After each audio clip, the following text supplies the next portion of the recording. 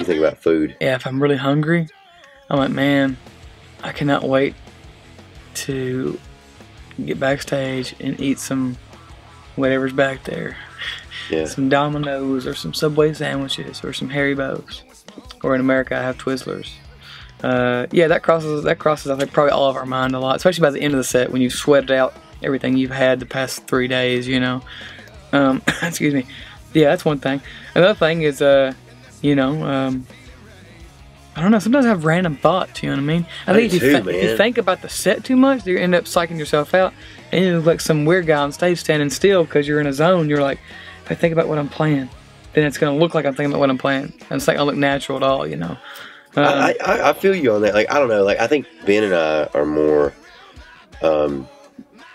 It's more of a gauntlet for he and I because it's more physical, you know, because John, our bass player, he does a lot of the backing harmonies, the very high harmonies above Chris.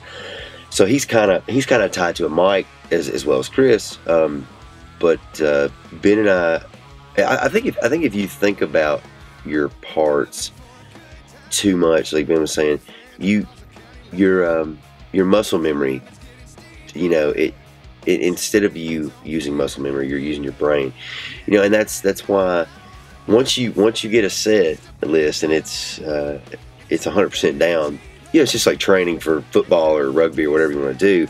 Your body starts conditioning itself to those movements in that sequence, and it becomes just like, you know, an athletic thing for you know.